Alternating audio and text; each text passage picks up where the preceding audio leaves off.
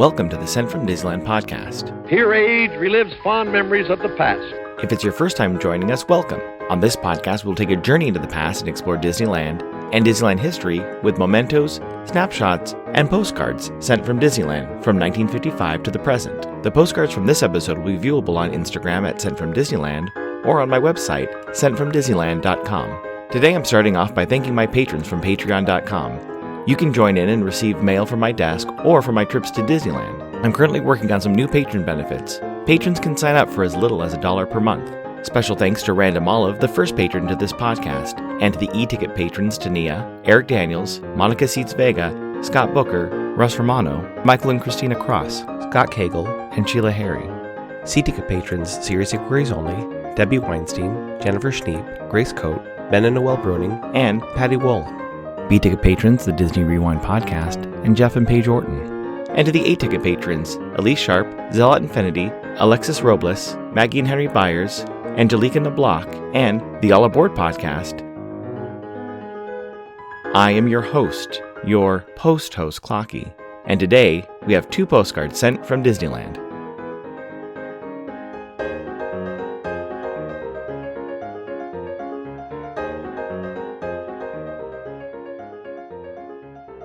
The front of our first postcard has a view of the Matterhorn, framed by a tree and some bamboo. Below, a reflection of the mountain, and in the center, guests walking by the hub. If you look closely, you can see the top of a horse-drawn streetcar. On the back it reads, Matterhorn Mountain, a Disneyland landmark. The snow-capped Matterhorn Mountain towers majestically over all of the Magic Kingdom. High-speed bobsled runs carry guests down its slopes and through a glacier grotto inside the mountain.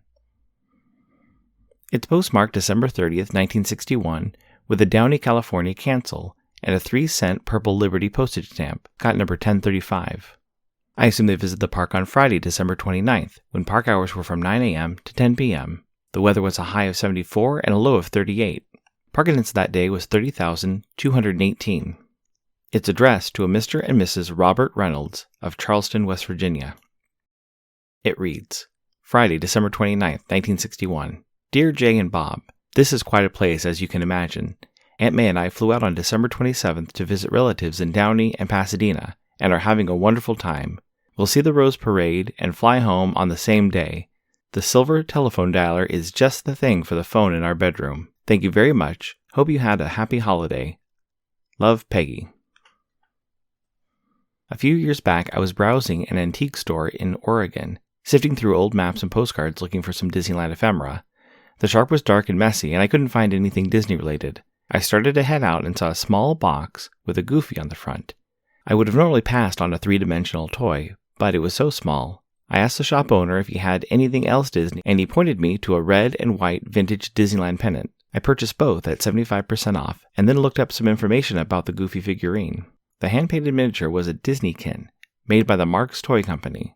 The Marx Company was founded in 1919 by the Marx brothers, Louis and David Marx, not Groucho, Harpo, Chico, Zeppo, and Gummo, who started by buying 2 obsolete toys from Louis Marx's previous employer, the Ferdinand Strauss Company. After a year of selling the Alabama Coonjigger and Zippo the Climbing Monkey, they added a mouse orchestra and their own version of the yo-yo.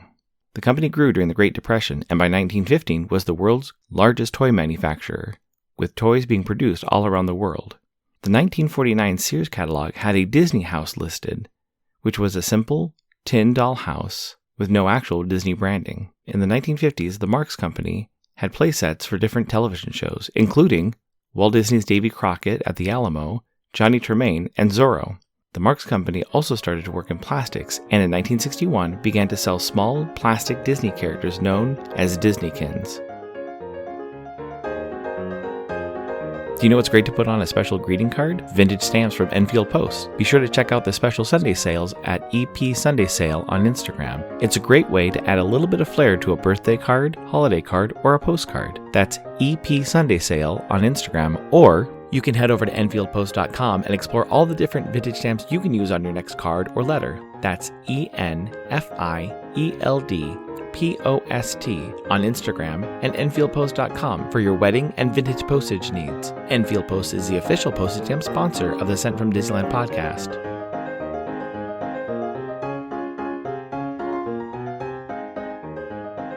The front of our next postcard has the facade of It's a Small World. You can see the small children figures parading around the base of the clock.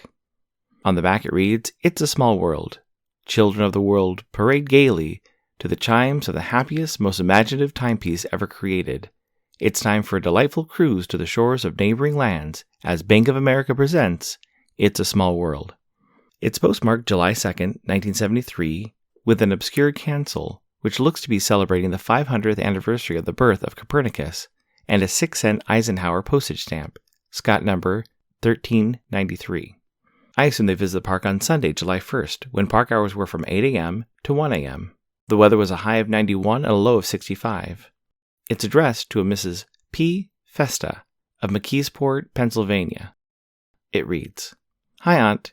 We're really having a nice time. We just got back from Disneyland, leaving for Las Vegas in the morning. Love, Bev.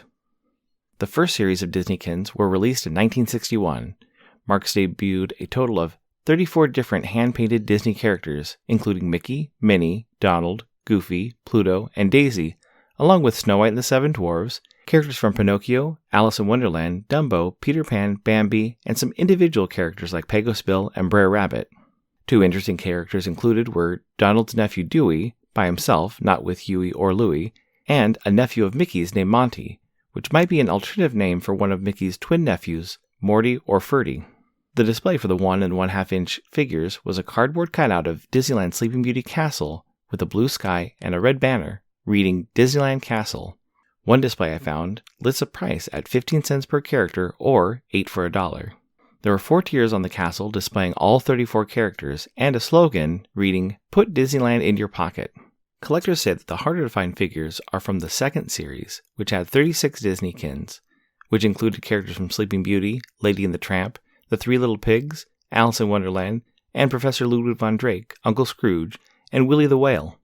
During the second series, you could also buy a pink gift box with 34 of the characters, and new TV scenes, which either had 2 characters or a character with a small plastic object, like Maleficent with the spinning wheel or the Fiddler Pig with his mailbox. These box sets had a thin plastic window into the box and a unique background for the scene. The second series also had playsets, which had even more characters, like one playset with the 3 fairies, Aurora, Prince Philip, Maleficent, Samson, and one of Maleficent's goons. Over the years, more characters were added, and playsets became based on movie releases. The 101 Dalmatian series included 2 non-Dalmatian characters, Pongo and Perdita, and 35 puppies, all with individual names. The last set of Disneykins, which were Robin Hood, were made by the Marx Company's new parent company, Quaker Oats, who also owned the Fisher-Price brand in 1972. The company was sold again and eventually closed its last manufacturing plant in 1980. The rights to the Marx brands were recently sold to the Nacelle Company in 2021. I find it fascinating that until I purchased the Goofy Disneykin, I'd never noticed them before. Now I see them in half of the antique malls I visit.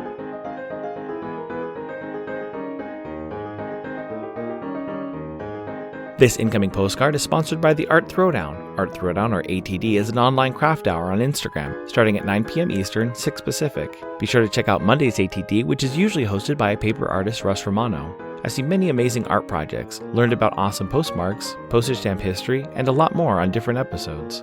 It's great to stop in for an hour to watch someone craft or design something unique. Each host brings something a little different to each show. I'll list some of the regular hosts, or you can follow Russ Romano 2021 on Instagram.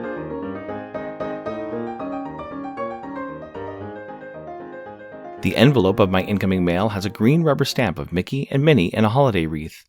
On the front of the greeting card is a man with a red top hat holding a gift in front of the Main Street Candy Palace. Above the building it reads, Here's wishing you, and inside the card it reads, The Sweetest Holidays. On the back of the card it reads, Disneyland Candy Palace, opened on July 22, 1955. Delicious details include exit signs shaped like candy, sweet pastel chandeliers, and smell-tolizer vents that pump yummy candy scents out to Main Street, USA. Card by Shannon Lasky, www.goingtoguides.com. It's postmarked December 19, 2022, with a Santa Ana Happy Holidays cancel, including an elf holding a package, and an elf with a teddy bear forever postage stamp, Scott number 5722. I know it was sent on Sunday, December 18th, when park hours were from 8 a.m. to midnight. The weather was a high of 64 and a low of 41. It's addressed to me in Hood, California. It reads, I found these Christmas postcards that are over 100 years old and knew you would appreciate them. Merry Christmas. See you in the new year. Jamie. Thank you, Jamie, so much for the Going To Guides Candy Palace greeting card. I sent all of these out last year, and I love the detail with the candy canes and the candy garland. I also really appreciate the 2 antique postcards. First one dated 12/22/1913 with embossing and coloring with bells, ribbons, and holly. The second one postmarked December 25th, 1910 with a 1-cent green Ben Franklin postage stamp, Scott number 331. This postcard is also embossed and colorful with the words, "A small token of sincere regard and wishes true," in Gothic script. I'll be sure to share these on Instagram tomorrow. Thanks for listening to Sent from Disneyland. If you enjoyed this podcast, please subscribe and tell your friends. It would be awesome to share your favorite episode. There are over 100 episodes to choose from. It would also help to leave a 5-star rating and comment at whatever podcast platform you use. If you'd like to support the show financially, please check out our Patreon page at patreon.com/sentfromdisneyland. You can find me on Instagram and Facebook at Sent From Disneyland, or on Twitter at Sent From Disney. For questions and comments, send me a postcard addressed to Sent From Disneyland, P.O. Box 44, Hood, California, 95639. This podcast is not affiliated with Disney, the United States Postal Service, or any post office or Disney properties. Opinions expressed on this podcast belong to its host and guests of the Sent From Disneyland podcast.